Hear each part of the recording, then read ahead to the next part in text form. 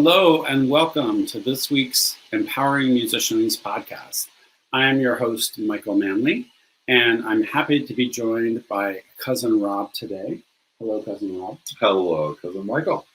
We are coming to you from Phoenix. This is my first remote podcast, and I'm very excited to be here visiting Cousin Rob, who is not only an expert in nonprofit management and a consultant, but he's also worked with arts organizations, museums, and is a doctorate of education as well. So, Rob, would you like to tell us a little bit about how you got involved in nonprofit management and fundraising and all of these things? Because today I think we really want to focus in on fundraising for artists and what does that look like for those of us who may not be used to doing it. Sure. So, as you know, my career has been always in the education world. But about 15 years ago, I had the opportunity through some connections at the Arizona State University to go over to the Arizona Science Center and run educational grants and programming for them. What I quickly found out was in the nonprofit world, unlike the public education sphere or the education sphere in general, there is a lot of fundraising and money that needs to be brought in to support programming in the nonprofit world. So not only were we doing lots of grant work, which was writing grants and securing funding that way, but as I got deeper into the work and got elevated up in my position there, more and more pressure was put on to bring in earned revenue as well as contributed revenue. So those are the two veins that we worked with. Okay, so, can you explain what those are? Yeah, so earned revenue was going out and actually securing pay-for-service programming. A ticket. Yes, like a ticket sales in an arts setting. Like if you're running a theater, you're putting on a show and people are paying to come see the show. Mm-hmm. That would be an earned revenue example. And then contributed revenue is that philanthropic money that comes from people who want to give to the organization, who want to fund you and support your programming. And usually those are wealthy, community members who want who have a passion for what you're doing. So I found myself very quickly as the vice president of educational programming and leadership. I had to not only attend lots and lots of contributed revenue functions, right, to build relationships with donors, but I also during the day was out marketing and selling what we had to schools and boys and girls clubs and anyone else who wanted to do that type of STEM programming, which is what the Science Center specialized in. So I got very good at this. I enjoyed it. And so the CEO very quickly, recognized that I was very good at fundraising and making money. So she put me almost 100% in that role. So the education department continued to grow. Someone else took over the programming aspect, and I was put on the relationships and the money. So I would be given, a number of contributed and earned revenue to hit annually, and that was my sole job. So you were a full-time fundraiser. I really was for the last few years that I was there. Okay. That's kind of what I did all the time. So, and it worked out fine because, it's almost impossible to do that along with running programs and delivering programs and designing programs and all of that for education. So it was fine to do. And now you mentioned STEM, and I feel like we're making some progress because now it's being called STEAM, right? So they're adding arts into that. STEAM. It's also in the religious world, it's called STREAM. Science, technology, religion, engineering. Okay. Wow, lots of letters. There's so many letters in there. But that's great. So when you're asking for, a lot of times I hear complaints from people in the arts, especially. And there was a study that I referred to in my other podcast about artists being perceived as not adding a lot of value to society. And so, people are like, well, it's really easy if you're a hospital or if you're an educational institution to get people to donate. but we're putting on ballet or we're putting on theater, and we're just not seen as we're not getting the money. Like there's money there, but it's being given to other things. Correct. So how do you make the case, I guess, as a fundraiser for your organization? Like how do you get people engaged? Well, you have to be passionate about what you're doing. So many small startups, and I got an opportunity to really work across the field in the arts when I took going back to my career at the Science Center, and when I was asked to go on full time into the fundraising world, I said, look, I need some more tools for that. So they put me through a year-long course at Claremont University in nonprofit leadership. And that was one of the best experiences I've ever had. It was just a certificate program, but I got to work with, it was international people. I worked with people in arts institutions from China, Denmark, Finland, all over Europe, all over the United States, Canada. It was phenomenal to listen and experience what other nonprofit leaders were going through. And I got to see firsthand what you're talking about. A lot of them struggled with making the ask, right? They didn't want, they're passionate about their art, the art museums, or their music foundation, or their historical house, or whatever it is that they've got rolling as a museum or a nonprofit. They're passionate about it, but they don't know how to go out and secure funding to support it.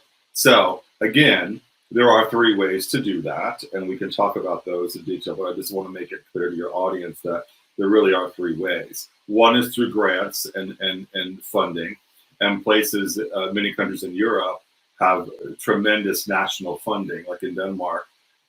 Those people don't have to do a ton of earned revenue, anything, because the nation of Denmark provides almost 100% funding for using historic museums and things like that, the arts and so on.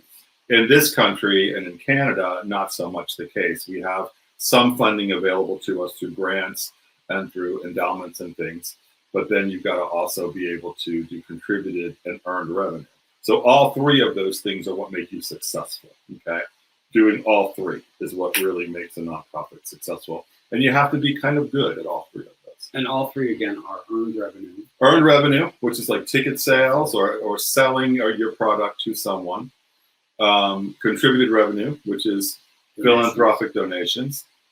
And the 3rd are grants and endowments and things like that. Sponsorships, things of that nature. And really good nonprofits, like lots of art museums back east, for example, they have incredible endowments that they millions of dollars worth of money that just sits in the bank, and that is the interest off of that funds their work, the foundation work. If they want to do extra things, then they have to have earned revenue.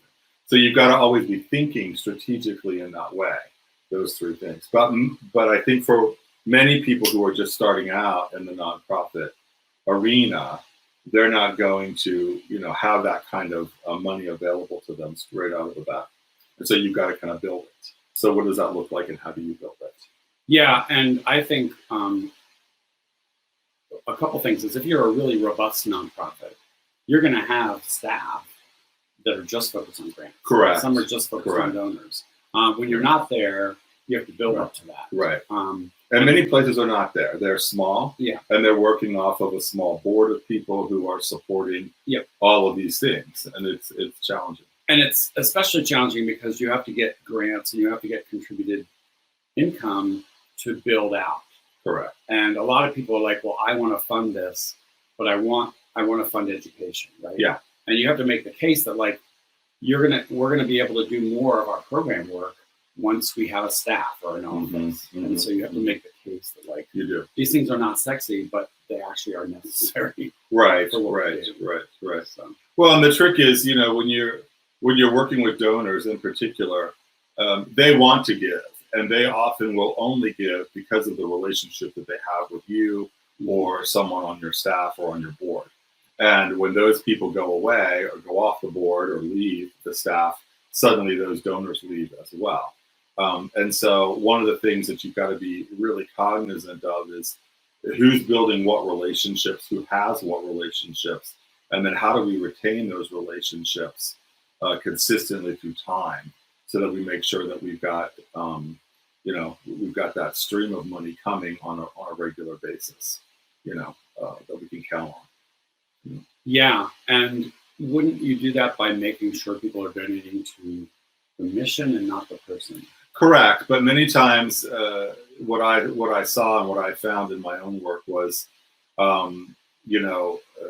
they love the CEO, for example. Many of the people who donated to us love the CEO at the Science Center. She'd been there for 20 years. She was really well known in the community, well liked. And when she left, not all, but a chunk of those donors, a chunk of those people who were really vested in the mission of the Science Center, kind of went away, because suddenly they didn't have that engagement with her any longer. You know what I mean? Yeah. And so you are correct. It is about the mission, but you also have to steward those relationships really, really well. And you have to have someone who knows how to steward those relationships. And once you have a relationship built with a donor, it's not hard to ask for money, because many times artists will say exactly what you were sharing with me earlier, that I don't want to ask for money, I can't ask for money. Educators do the same thing. They're not used to it. It's not the thing that they're in their profession to do, right? They're not there to ask for money, but it is necessary. And wealthy people who are potential donors know you're going to ask for money, and they expect that. And if you have a good relationship with them, it's not hard to go and say, we really want to put in this, great new concert, or we want to put in this new exhibition, and we need X number of dollars to do that. Would you be willing to contribute a little more this year to help us with that specific mission? And we'll put your name on it. And, you have to give them, of course, something around that ask. But it shouldn't be difficult for people to go in and do that. But you're right. There's usually staff members in most organizations who are, we call them rainmakers. They're just people who are incredibly good salesmen. They know how to get out there and sell it. You give them the product, you give them the mission of the nonprofit, and the product that you're selling, and they're out there and they're garnering, that revenue for you. That's phenomenal. But more often than not, you have people that are much more intimate with the donor, and you know them a little bit more, closely, and they're giving for that, because of you and the mission itself. Yes, it's a combination. So I would say that what you're describing is two different kinds of donor relationships, right? One is transactional. For whatever reason, somebody wants their name on something, or they want to be on the board. Sometimes that's the case, yeah. Mm-hmm. And then there are transformational donors who are just really into the mission of what you're doing. Correct. Right? And more often than not, it's the transformational people that connect, hook on, and give the most. Yeah. Transactional people are often companies, businesses, or just individuals who are building a career and want to have their name out there for whatever reason, that kind of thing. But and that kind of gets into, how do you choose a board, and I've seen that too, and that's maybe a different conversation for a different day. But many times when you're starting off a nonprofit and you don't have lots of resources and lots of funding sources, you need to build a board that is able to fundraise, and everybody on the board needs to be able to bring either, a buy-in, right? They're gonna put money out there annually to be on the board, kind of a pay them, a pay to be a player type of position, or they're able to bring in grants, services, money, revenue up to a hefty amount that will get the nonprofit rolling. Right. So everyone becomes a fundraiser. Right. So what happens? What happens when you get a no? Like somebody says, "Oh, Rob told me that I needed a fundraiser," and I went out there and I asked, and I got told no. You're gonna get plenty of no's. Okay. I mean, there are it's part of it. You're gonna go out there and you're gonna ask people for for funding, and they're going to say, no, I don't have that. I can only give, $1,500 to your little. That's all I can give. I can't give more. I'm sorry, I don't have that. Then you move on to the next person. You don't, Yeah. You can't. It's not that you don't take no for an answer.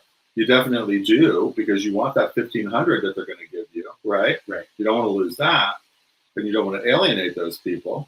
But you can't stop asking. You go to the next person. You go down the line. You keep working at it, which is why it's so crucially important to have those three streams all the time in your mind, and you're cognizant of them.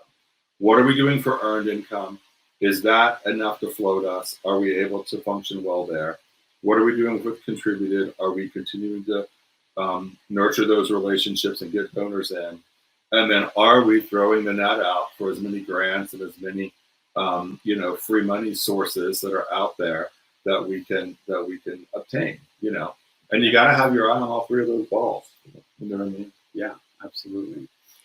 And so, when it comes down to the actual process of asking for money, there's a lot of research that we want to do, right?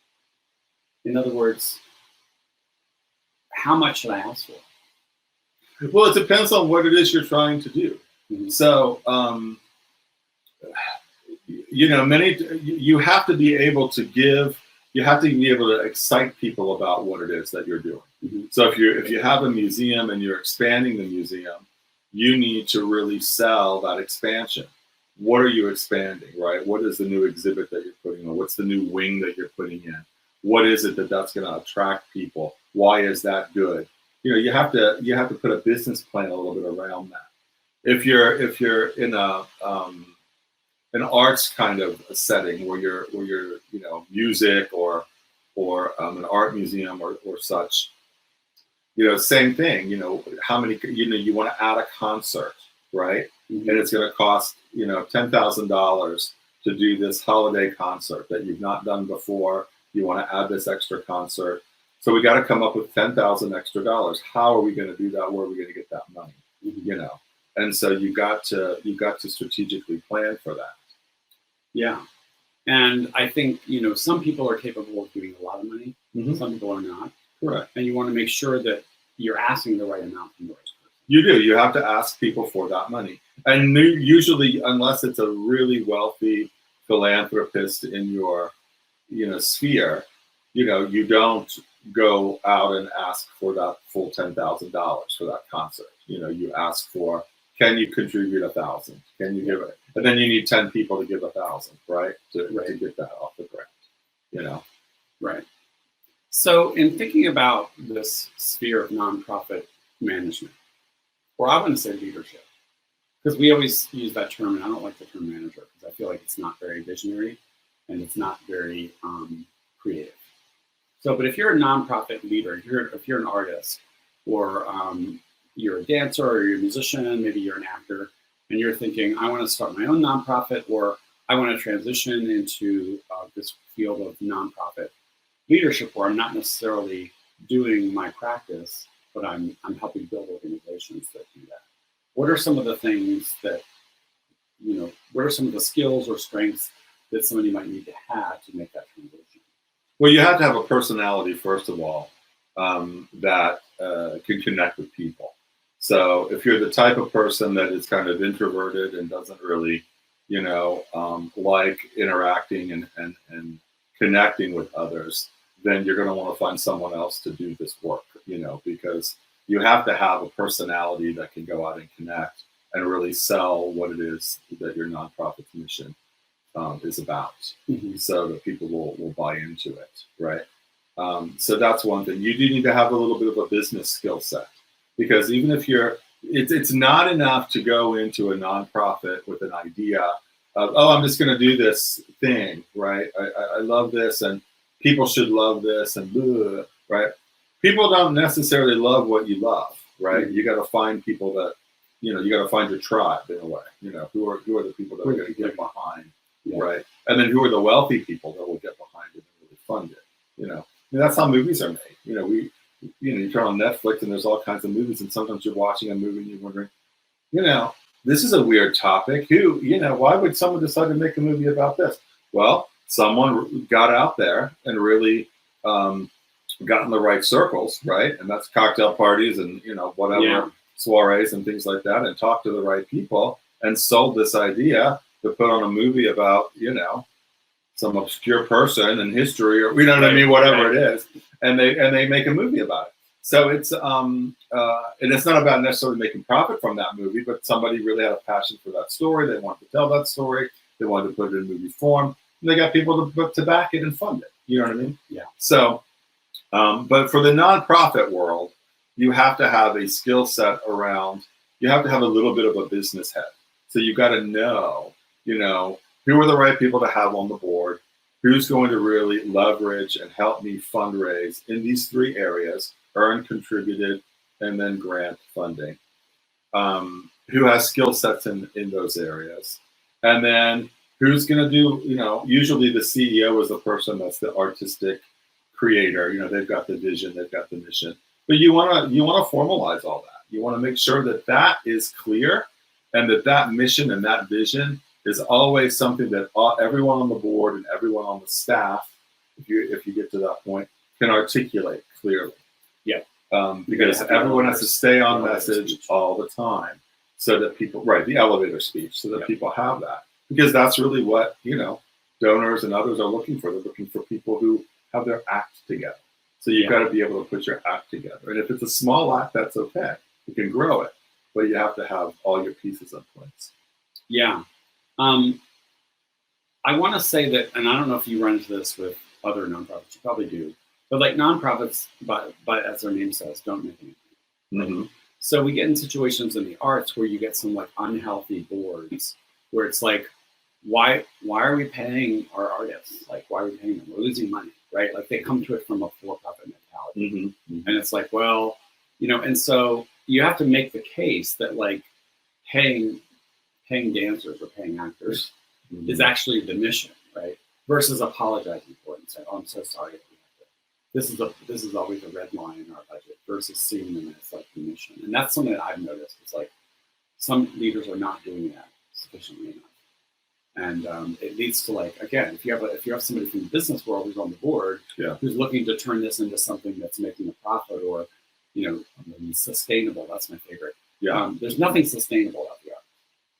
There's nothing. Well, okay, I don't know that I totally agree with that. I hear what you're saying. Financially. Right. Well, financially, that can be the case. I am of the belief, after my years of work, that there is no nonprofit. All nonprofits have some for-profit arm, and that's that earned revenue piece. Yeah, all nonprofits do earn revenue. All nonprofits do earn revenue, and that earned revenue has to be spent. It can be spent in any way you want. Usually, it's pretty free how you spend that. Contributed revenue is often earmarked in many cases by the people giving the money. They want to give it to the specific, thing, whatever it happens to be. Right. But there's no reason why you can't ask donors. People who support the arts and are often artists themselves, they get that artists need to be paid. And you can say, hey, we're fundraising so that we have salaries for so many musicians, so many dancers, so many artists in resident, whatever. And we need to raise, $5,000 to do that, to hire two, artists for a month to do whatever.